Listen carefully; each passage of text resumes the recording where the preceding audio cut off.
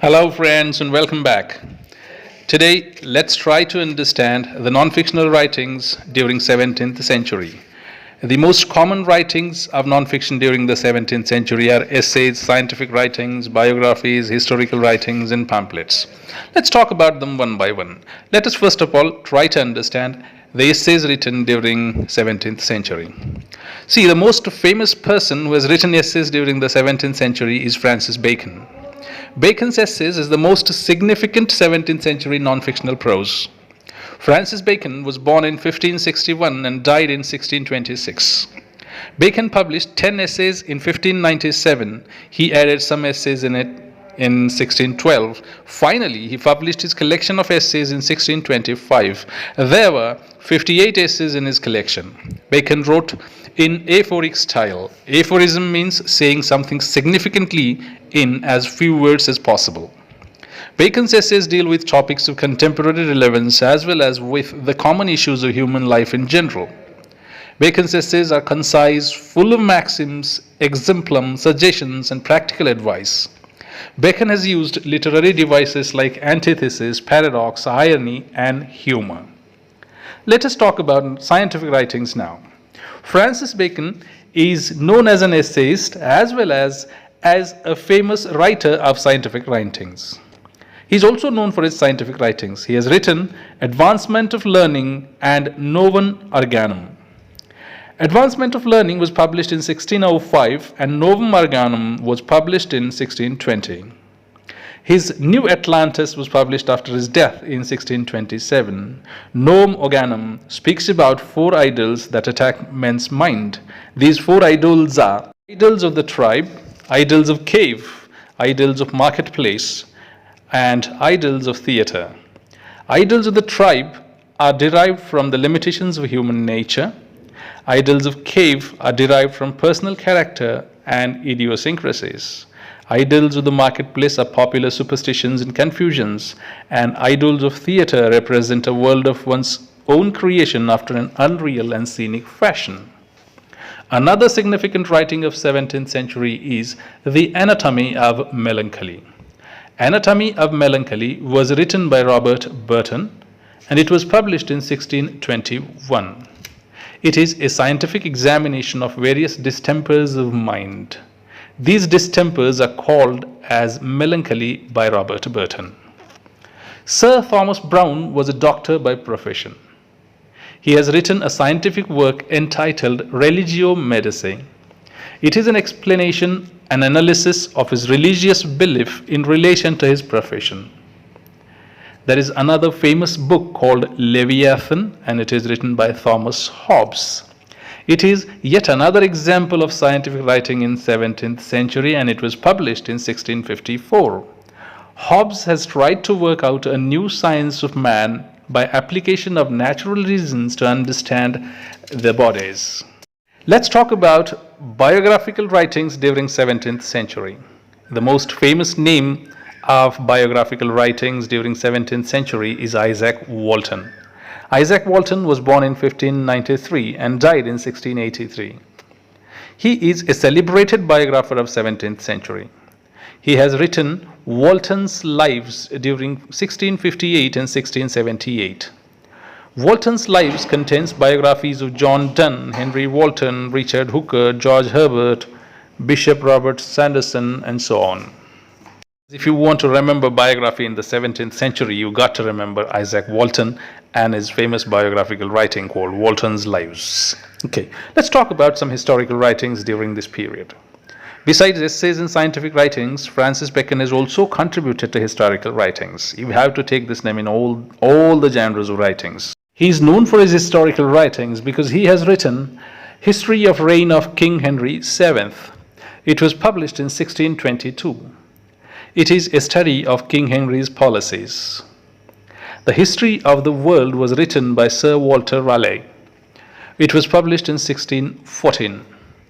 Then there is another famous writer of historical writings was Samuel Purchas.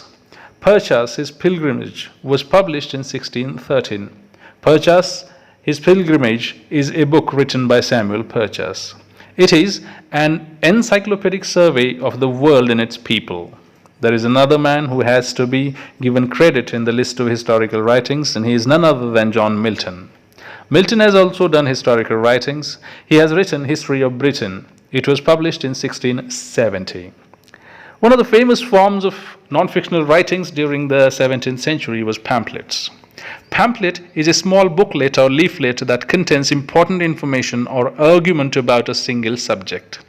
John Milton is known for producing pamphlets. His famous pamphlets are Areopagitica. It is a pamphlet against ordinance of licensing of books and in defense of freedom of speech and press. It was published in 1644 and it was very famous, and it is still famous. Second is The Doctrine and the Discipline of Divorce. It is a pamphlet speaking about regulations of divorce. The third pamphlet is The Tenure of Kings and Magistrates. It's a pamphlet asserting the need for the democratic values in governance. Then he has also written a treatise of civil power in ecclesiastical cause. Then he has also written Ready and Easy Way to Establish a Free Commonwealth. Some of his other pamphlets are Of True Religion, Toleration, The Growth of Poetry and Reformation in England and the Cause That Have Hitherto Hindered It, Of Prelatical Episcopacy, The Reasons of Church Government Urged Against Prelacy, and Second Defense of English People, etc. Very famous writings of John Milton. These pamphlets were really famous, and Milton was famous for writing his pamphlets. Let's talk about some philosophical writings during this period. If you are talking about philosophical writings during 17th century, you cannot forget John Locke, because he is one of the most celebrated philosophers of this time. John Locke was an outstanding philosopher of 17th century. John Locke lived between 1632 and 1704. He was a physician and philosopher. He is also known as father of liberalism. His writings influenced Rousseau, Voltaire, and the American revolutionaries. His famous theory is the theory of association of idea. He stated that the human mind at the birth is a blank slate. He uses the term tabula rasa to refer to blank slate. He says that we are born without innate ideas and knowledge. Knowledge and ideas are determined by the experience derived from perception. This theory is now known as empiricism. His most popular essay concerning human understanding, was published in 1689. Locke's other important works are Two Treatises of Civil Government, published in 1689, is a general argument against absolute monarchy. His another work, A Letter Concerning Toleration, published in 1689, responds to the problems of religion and government by proposing religious tolerance as the answer to it. Now, let's try to understand a few writings in literary criticism during this period. The most significant work of literary criticism in 7th century is Essay on Dramatic Poesy, written by John Dryden. This is a dialogue between four speakers, namely Eugenius, Critias, Lycidas, and Neander. This essay was published in 1668. It defends drama as a legitimate art form. Dryden takes the name Neander and defends drama. Well, let's take a recap of the things we have seen in this video. We've started with the essays and we've talked about Francis Bacon. Bacon is very famous for his essays. Bacon has also done some writing in scientific writings. His Novum Organum is very famous, which was published in 1620. Then we've seen that Robert Burton is also famous because he has written The Anatomy of Melancholy. Then we've seen Sir Thomas Browne was written Religio Medici, and we've seen that Thomas Hobbes has written Leviathan. As far as biography is concerned, we've seen that Isaac Walton is a biographer who has written Walton's lives during 1658 and 1678. As the case of historical writings, we can see that Sir Walter Raleigh, Samuel Purchas, and John Milton are some of the writers of historical writings. Milton is also famous for his pamphlets. We've also seen the list of the pamphlets written by John Milton. As far as philosophy is concerned, the most famous philosopher of this period was John Locke. He has some other writings also to his credit.